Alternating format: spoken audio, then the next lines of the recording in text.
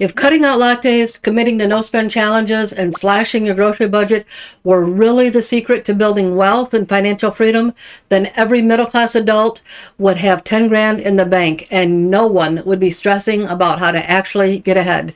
The truth is, financial freedom doesn't come from cutting the little things that bring you joy and happiness in life.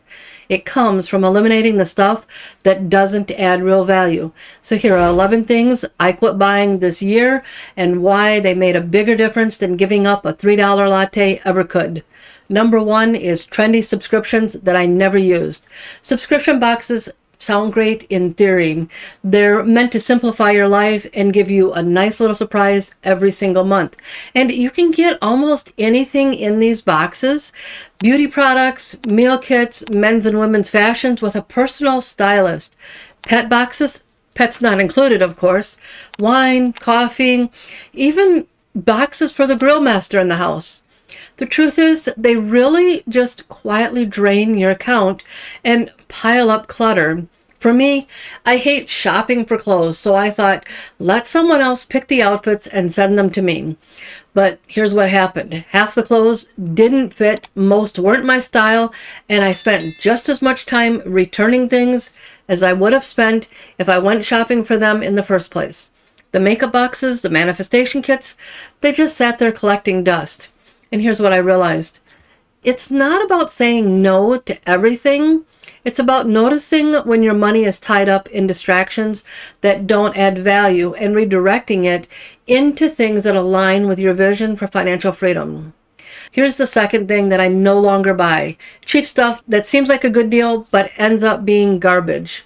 Clothes, furniture, home decor, other stuff. Buying a $10, $7 shirt felt like I was getting a great bargain, but one wash cycle later, and that piece of clothing was toast. The same thing is true with furniture. I kept buying those cheap Amazon or Walmart furniture pieces that looked nice in the beginning, but a few months in and the shelves were bowing because I actually put stuff on it, or it became so wobbly that it was unusable. My current desk is the same way. It looks great, but I don't dare bump it for fear of it falling over.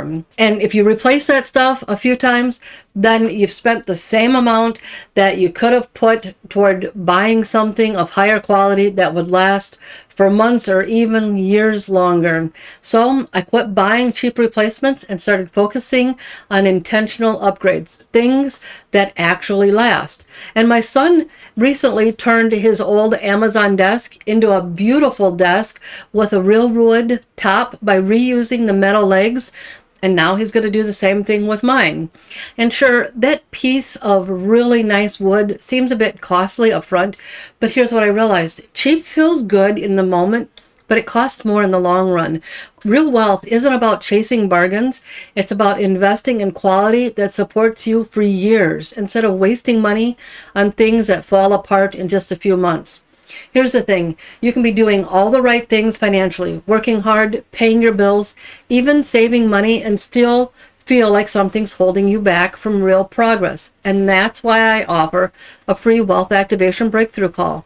In this call, we'll get clear on your financial goals, uncover what's keeping you stuck, and map out the steps to start building the kind of wealth and financial freedom that you've always wanted. The call is completely free, and you'll find the link to book your call in the description below. Number 3, did you know that Amazon's algorithm directly affects your spending habits without you even realizing it? For me, it showed up in those late nights when I was just scrolling through Amazon's homepage, and I'd add random things in my cart that I'd never intended to buy. One time I searched my browsing history and realized that over the past 3 months, half of the stuff I had bought came from the related items that Amazon showed me and I never even searched for. So I quit browsing and stuck to intentional purchases only. When I got super clear about the things that I wanted in my life and the things that I didn't want, I committed to cutting out what wasn't in alignment. And what surprised me is the things I quit buying weren't about depriving myself of anything. They were about creating space and redirecting my money towards the life that I actually want. Number 4 is the stuff you buy on autopilot. Sodas, bottled waters, fancy juices, they don't seem like a big deal when you grab one here and there, But after I spent a huge 3-week work sprint for my business, I went to tidy up the office, and that's when I noticed just how many cans and bottles were sitting in the trash on my desk, even cluttering up the other surfaces in my office. When I added up, the cost was shocking. Have you checked out the price of a 12-pack lately? But what was worse than the cost of this stuff was the way I was feeling. I had major sugar overload, and I had to spend way more than 3 weeks detoxing my body from all that crap. Buying 12 packs of soda every time I went shopping, throwing a bag into the cart, stocking up on work snacks, all of these were just little habits that ran on autopilot for me. When you have too many habits that run on autopilot, they quietly rob you of opportunities to build wealth. For me, it was sodas and chocolate. So what are your autopilot purchases that end up on the grocery list or in your shopping cart without you really thinking about it?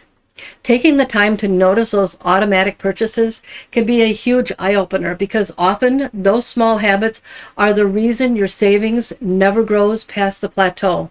And when you redirect that money from those habits towards your bigger goals, whether that's your health, your overall lifestyle, or your vision for the wealth you want to build, that's when you create real momentum.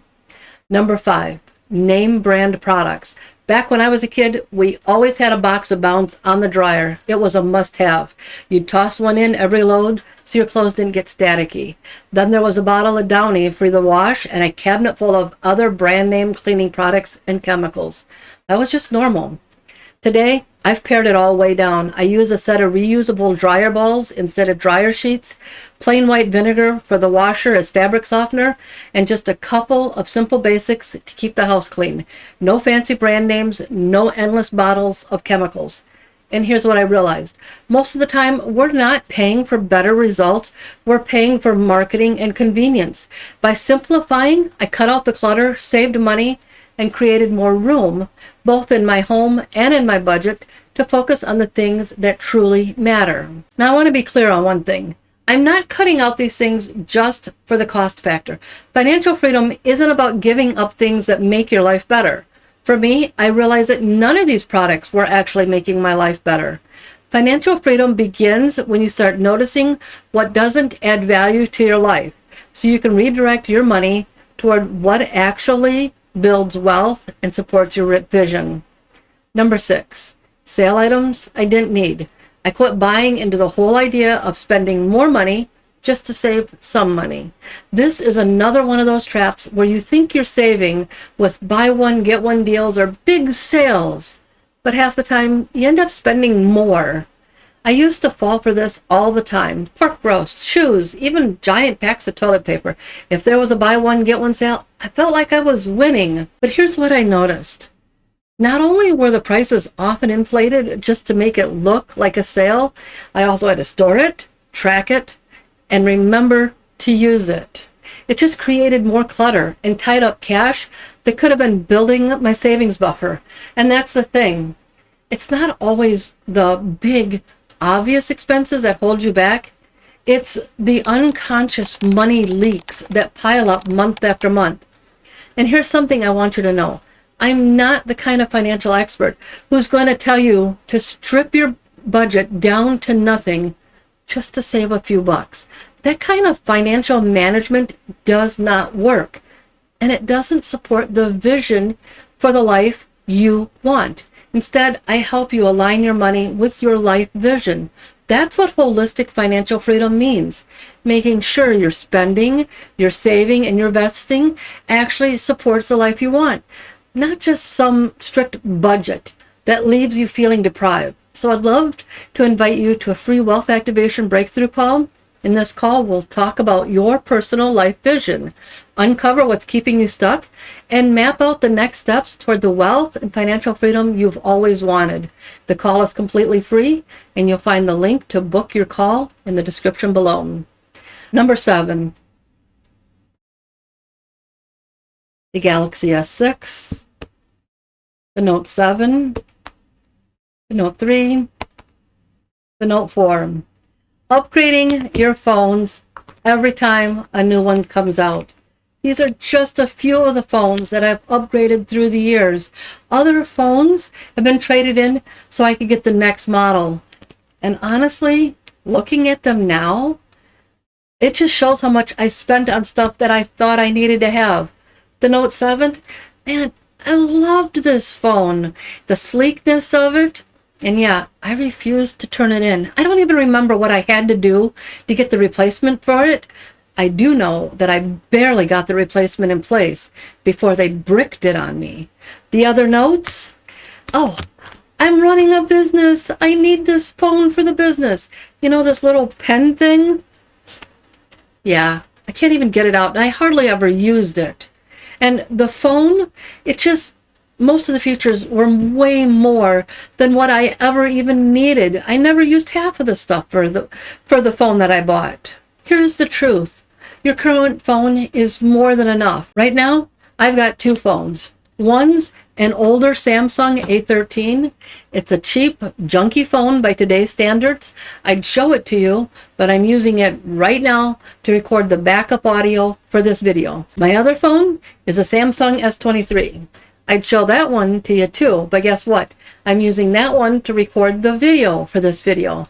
I think they've released 2 new models since this one came out. I don't see the need for an upgrade any longer. This one takes great pictures, it records all my videos, and the only issue I had was storage, which I've solved by routing it through my computer so that it would store the videos on the computer. And you know what? Upgrading tech isn't limited to just upgrading your phone. Gamers upgrade their laptops and PCs for the latest gaming specs or swap out devices just for the hype.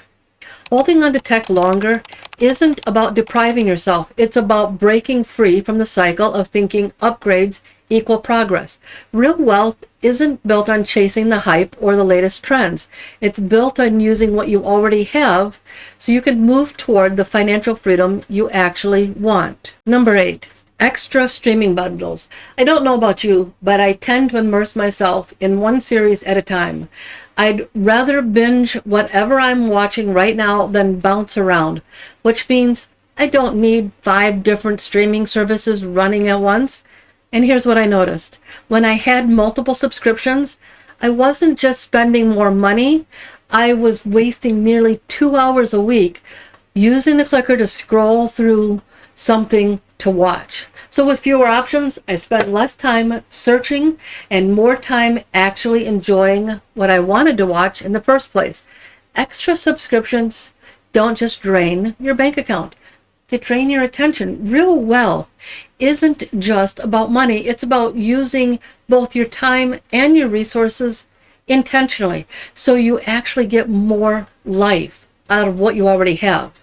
Now, I just want to clarify something real quick. Good money management does mean cutting back in certain areas at times. But what I don't believe in is the constant guilt-driven message that you always have to cut out the things that make you happy just to get ahead. That's why instead of trying to cancel all my streaming services just to save a few bucks, I chose to keep the one that I truly use and enjoy. And the same is true with anything else. I don't cut out things just for the sake of saving money. I make those choices with the intention of lining my life with what I value the most. Number 9, hidden bank fees and credit card fees. For years, I let small fees just slide because they didn't feel like a big deal. A monthly charge from my bank for not keeping a certain balance, interest on credit cards for the convenience of paying them off later, a few bucks here, a few bucks there. But over time, it added up to thousands of dollars, and I could have used that money to actually start building wealth. And that's the real problem. When you let those little leaks go unchecked, you stay stuck in the plateau. So I quit. I moved my money to a bank that doesn't punish me for how I manage my account. And I made a commitment that if I put something on a card, I pay it off in full before the interest is added. Real financial freedom comes from building systems that support your goals, not ones that quietly drain them behind your back. 10. Unnecessary gadgets and duplicates. I used to get sucked in by all the cute kitchen appliances and gadgets that you could find. A measuring cup here, a little baking dish there. And before I knew it, I had 5 different 1-cup measuring cups that all did the exact same thing. For some people, it's tools piling up in the garage. For others, it's makeup palettes, candles, or stacks of gaming gear. We all have our version of extras. Things we buy on impulse that just duplicate what we already have. Here's what I realized. Most of those purchases don't add up to any value. They just take up space, they add clutter, and they tie up money that I could have been putting towards things that actually mattered. So I quit buying them. Now I stick to the basics that actually get used, and I save money, time, and cabinet space in the process. And that's the thing. Real wealth isn't about collecting more. It's about being intentional with what you bring into your life. So your resources, your money, your space, and your energy go towards what really matters. And number 11, buying into perfection. When I first started my YouTube channel, I thought my hair and my skin and my makeup had to be perfect. I convinced myself I needed every product so I could look a certain way on camera. But here's what I found out. It really didn't matter. What people really care about is the message, not whether or not I'd spent 2 hours getting ready or if I had the latest foundation. And it's not just beauty. Some people won't start a project until they have the perfect gear or the perfect setup or the perfect image of themselves. Chasing that illusion of perfection just drains your wallet, your time, and your energy. So I simplified. Now I have a routine that's affordable, quick, and easy. And I actually enjoy showing up on camera now. Because here's the truth. Real confidence doesn't come from a cabinet full of products or the perfect tech stack or a stack of workout routines or anything else that causes you to fall into the trap of buying stuff just to have the perfect setup. Real wealth comes from simplifying, owning your presence, and focusing on what truly matters. Cutting out these distractions is just one part of the picture. When you redirect your money from the things that don't serve you and toward the life that you actually want, that's when you start building real wealth. And if you feel like everyone else is ahead of you financially, even though you're doing all the right things, watch this video next.